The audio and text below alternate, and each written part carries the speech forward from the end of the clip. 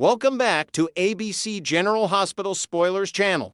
Today, we will learn about the issue of explosive revelations and dangerous secrets that are about to shake Port Charles to its very core on Tuesday, December 30th. The upcoming episode promises to deliver shocking developments across multiple storylines, with key players finding themselves at critical crossroads that could alter the trajectory of their lives forever. From political scandals brewing in the shadows to romantic entanglements at a remote castle, the citizens of Port Charles are about to face some of their most challenging moments yet. Laura Collins receives crucial intelligence. In what could be a game-changing moment for Port Charles politics, Laura Collins finds herself on the receiving end of some potentially explosive information courtesy of Jordan Ashford. The scene unfolds in the comfortable surroundings of Laura and Kevin Collins' condo, where the atmosphere is charged with anticipation and intrigue.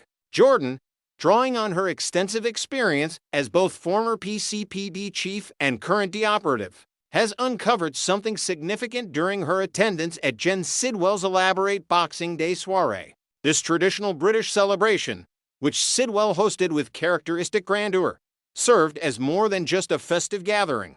Behind the champagne toasts and elegant decorations, serious political maneuvering was taking place. What Jordan discovered at this exclusive event could potentially provide Laura with exactly the leverage she needs to advance her own agenda. The intelligence centers around Sidwell's covert financial backing of Drew Kane's political campaign, a connection that was supposed to remain buried beneath layers of carefully constructed deniability. Sidwell had been deeply concerned about ensuring Drew's re-election, discussing strategies and potential obstacles with select confidants throughout the evening. The fact that this foreign businessman has his fingers so deeply embedded in American political affairs represents a serious vulnerability, one that could be exploited by someone with the right combination of cunning and courage. As Laura listens intently to Jordan's revelations, her mind undoubtedly races through the various possibilities this information presents. Could she approach Sidwell directly, using this knowledge as bargaining chip to extract concessions or cooperation on matters important to Port Charles? The delicate art of political blackmail requires a subtle touch, and Laura has proven herself more than capable of such nuanced manipulation over her many years in public service. Alternatively, she might choose to bypass Sidwell entirely and take this explosive information directly to Sonny Corinthos, who has his own complicated history with both Drew and Sidwell. Sonny would certainly appreciate having ammunition to use against his rivals, and an alliance between Laura and Sonny could prove formidable indeed. Tracy Quartermaine issues a stern warning. Meanwhile, within the opulent walls of the Quartermaine mansion, another tense confrontation is brewing. Tracy Quartermaine, never one to mince words or shy away from speaking uncomfortable truths, has cornered Michael Corinthos for what promises to be a difficult conversation. With her characteristic blend of maternal concern and ruthless pragmatism, Tracy delivers a pointed warning about the consequences of keeping secrets. She emphasizes that maintaining someone in a state of ignorance about crucial matters is fundamentally unfair and potentially dangerous for everyone involved. The identity of the person being kept in the dark remains tantalizingly ambiguous, opening up multiple possibilities that could each carry their own dramatic weight. Could Tracy be referring to young Amelia Corinthos, Michael, and Willow's innocent daughter, who remains blissfully unaware of the family turmoil swirling around her? Children have a way of sensing tension even when adults try to shield them, and Amelia might already be picking up on the strange atmosphere in her home. Alternatively, Tracy might be talking about Carly, Michael's formidable mother, who has always prided herself on knowing everything happening within her family's orbit. Keeping Carly uninformed about significant developments is always a risky proposition, as she has demonstrated time and again that she will discover the truth eventually, and her fury at being excluded only intensifies with each passing day. The secret that Tracy and Michael share weighs heavily on both of them as they wait for Willow's legal case to resume after the New Year's holiday. This particular secret carries enormous potential for destruction, Michael was present at Drew's house on the fateful night when Drew was shot, and rather than staying to help or contacting authorities, Michael made the decision to leave the scene. The implications of this revelation are staggering. Not only could it implicate Michael in the shooting itself, but it also raises questions about what he might have witnessed, what he might know, and why he chose to flee rather than involve himself in the investigation. Perhaps even more troubling than the secret itself is the fact that it has already been compromised. An eavesdropper overheard Tracy and Michael discussing these sensitive details, and that unknown listener now possesses information that could destroy Michael's reputation, his marriage, and potentially his freedom. The question isn't whether this revelation will come to light, but rather when the fallout will arrive and who will be wielding this weapon when it does. Every day that passes without exposure is borrowed time, and both Tracy and Michael know that the sword of Damocles hanging over their heads could drop at any moment. Marco Rios offers Lucas Jones an alternative path. The scene shifts dramatically to the mysterious and imposing Wyndemere Castle, where Lucas Jones finds himself in an increasingly complicated situation. Marco Rios, attempting to be helpful despite the constraints of their current circumstances, suggests to Lucas that there might be another way forward with whatever challenge they're currently facing. The nature of this alternative path remains deliberately vague, but given their surroundings and situation, several possibilities present themselves. Marco might be referring to their relationship itself, acknowledging that the intense scrutiny they're under makes genuine intimacy nearly impossible.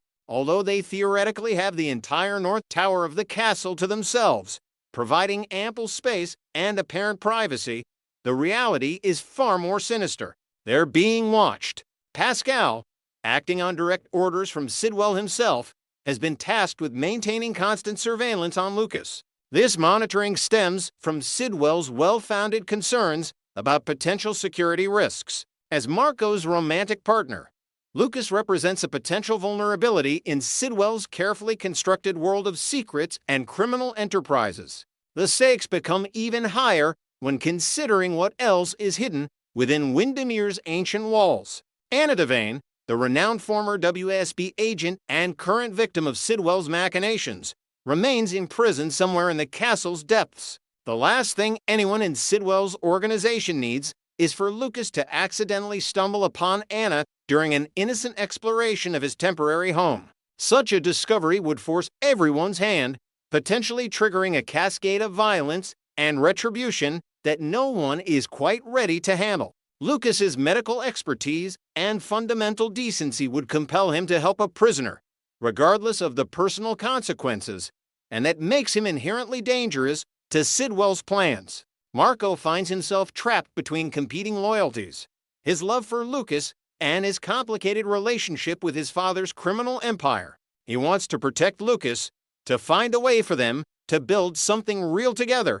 but every path forward seems blocked by circumstances beyond their control. Perhaps the other way he's suggesting involves leaving Wyndemere entirely, escaping before Lucas learns too much and before they're both pulled deeper into Sidwell's web of corruption and violence. Sidwell delivers an ominous warning to Drew Kane. Elsewhere in the sprawling castle, a very different and considerably more threatening conversation is taking place. Jen Sidwell, the puppet master pulling strings throughout Port Charles, has summoned Drew Kane for what turns out to be an intimidating confrontation. Sidwell's warning is delivered with chilling clarity. If it changes, you're on your own. The implicit threat in those words hangs in the air like poison gas. And Drew's visible discomfort suggests he understands exactly how precarious his position has become. Drew's relationship with Sidwell began as what he probably thought was a mutually beneficial business arrangement. They were supposed to be partners in various ventures, including the failed proposition that still haunts them all and the ambitious plan to acquire control of Sunny's valuable waterfront piers. But somewhere along the way, Drew realized that he wasn't really a partner at all. He was being leveraged, manipulated, controlled. Sidwell held all the cards, and Drew had foolishly walked into a trap that now threatens to destroy everything he's worked to build. The warning might relate to Sidwell's continued support for Drew's political career. If circumstances change, if Drew proves to be more trouble than he's worth, or if maintaining their connection becomes too risky for Sidwell's other interests, then Drew will find himself completely isolated without the financial backing and behind-the-scenes influence that has propped up his political ambitions. For a man who has grown accustomed to success and power, the prospect of being cut loose is terrifying. But the implications might extend even further into Drew's personal life. He's recently married, bringing a new family into his complicated world. Does Sidwell's warning extend to them as well? If things go wrong, will Drew's loved ones find themselves vulnerable to Sidwell's retribution? The thought clearly troubles Drew, whose intimidated expression suggests he's finally grasping just how far and over his head he's gotten. He's no longer dealing with simple business transactions or political maneuvering. He's entangled with a genuinely dangerous criminal organization, and extracting himself might prove impossible. Sonny Corinthos and Justine Turner share an intriguing dinner. In a refreshing change of pace from the darkness and tension pervading other storylines, we find Sonny Corinthos engaging in some playful flirtation with attorney Justine Turner over dinner at Café Sherry. The intimate restaurant setting provides the perfect backdrop for their verbal sparring, which carries undertones of genuine attraction beneath the professional pleasantries. When Justine makes an absolutist statement that there is never a gray area, Sonny responds with his trademark charming grin and offers the sage advice to never say never. This exchange could be discussing the upcoming court proceedings that are set to reconvene after the New Year's holiday. Or it might simply be part of their broader philosophical discussion about life, law, and the complicated nature of justice. Justine probably believes she's in complete control of the situation, that her supposed interest in Sonny is merely a calculated professional strategy designed to gain advantage in their adversarial relationship. But the reality appears to be more complex and more interesting than she wants to admit. Sonny has a well-documented talent for charming people, for finding the weak spots in their armor and exploiting them not through force, but through charisma and genuine connection. He successfully charmed Justine into offering Rocco Falconeri a fair deal in previous proceedings, demonstrating that even a tough prosecutor isn't entirely immune to his particular brand of persuasion. Now he seems to be deploying those same tactics, possibly in behalf of Michael and the legal troubles that continue to mount around his son. But beneath the flirtation and strategic maneuvering, there might be something more genuine developing between them. Justine keeps telling herself this is just part of the job, that she's maintaining professional distance while gathering intelligence on one of Port Charles's most notorious figures. Yet her body language, her responses, and the way she engages with Sonny all suggest that perhaps she's fooling herself more than anyone else. The line between feigned interest and genuine attraction can be remarkably thin, and Justine might be discovering that she's crossed it without even realizing when it happened. As these various storylines converge and complications multiply, one thing remains certain: Tuesday, December 30th promises to deliver the kind of dramatic revelations and shocking developments that General Hospital fans have come to expect and love. The secrets can't stay buried forever, and when they finally explode into the open, the fallout will reshape Port Charles in ways no one can fully anticipate. Next, we will learn about the burning question that has been circulating through the soap opera community and lighting up social media feeds across the globe. Could the legendary Brenda Barrett actually be making her highly anticipated return to Port Charles sometime in 2026? This tantalizing possibility has sent longtime General Hospital fans into an absolute frenzy of speculation and excitement. And we're here to dive deep into everything we know about this potential comeback that could shake the foundations of Port Charles itself. The Brenda Barrett legacy. When we talk about iconic characters in General Hospital history, Brenda Barrett's name inevitably rises to the top of that prestigious list. The character was brilliantly brought to life by the incomparably talented actress Vanessa Marcil, who infused Brenda with a depth and complexity that made her absolutely unforgettable to viewers across generations. Vanessa's portrayal wasn't just acting, it was artistry of the highest caliber, creating a character who lived and breathed on screen with such authenticity that fans couldn't help but become emotionally invested in every twist and turn of her tumultuous journey through Port Charles. What made Brenda Barrett such an extraordinary character was her remarkable ability to embody seemingly contradictory qualities all at once. She possessed a rare combination of characteristics that longtime General Hospital viewers have been desperately missing from the current canvas. Brenda could be devastatingly dramatic one moment, drawing audiences into her emotional turmoil with raw vulnerability, and then pivot seamlessly into comedic territory the next, delivering perfectly timed quips and lighthearted moments that provided essential relief from the show's heavier storylines. This delicate balance between drama and comedy is something that very few characters in soap opera history have managed to achieve with such natural grace and authenticity. A character of remarkable complexity.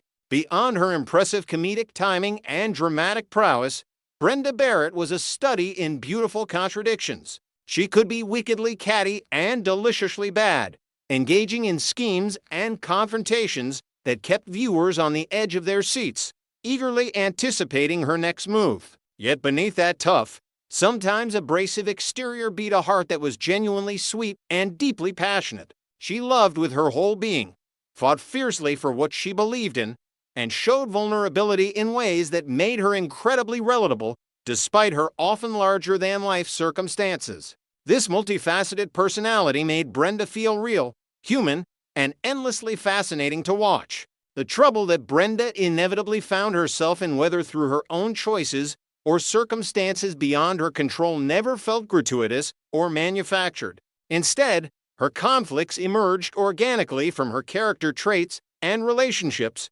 creating storylines that felt authentic and emotionally resonant. She brought comic relief during tense moments, not through forced humor, but through genuine personality quirks and reactions that felt true to who she was as a person. This organic approach to character development is something that many fans feel has been missing from recent Port Charles storylines. The legendary L&B Records era. One of the most beloved chapters in Brenda Barrett's Port Charles journey was undoubtedly her business partnership with Lois Chirulo when they launched L&B Records together.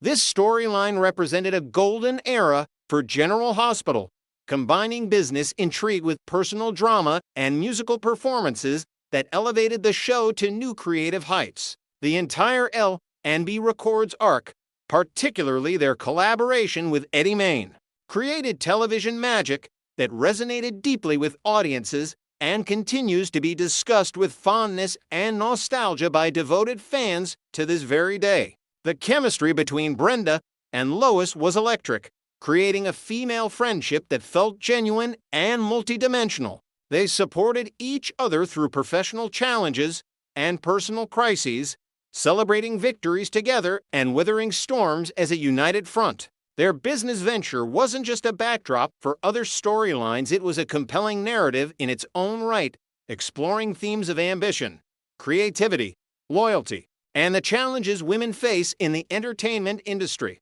The music industry setting provided fresh storytelling opportunities and introduced memorable characters like the charismatic Eddie Mane, whose interactions with both Brenda and Lois created countless unforgettable moments. The Eddie Mane storyline in particular struck a chord with viewers because it seamlessly blended romance, music, and drama in ways that showcased the best of what soap operas can achieve. Fans still reminisce about specific scenes, memorable performances, and emotional confrontations from this era, proving that truly excellent storytelling leaves a lasting impact that transcends time. These storylines demonstrated Vanessa Marcil's versatility as an actress and Brenda Barrett's ability to anchor complex, multi-layered narratives that engaged audiences on multiple levels simultaneously. Brenda's potential impact on current Port Charles. The speculation surrounding Brenda Barrett's possible return has intensified recently,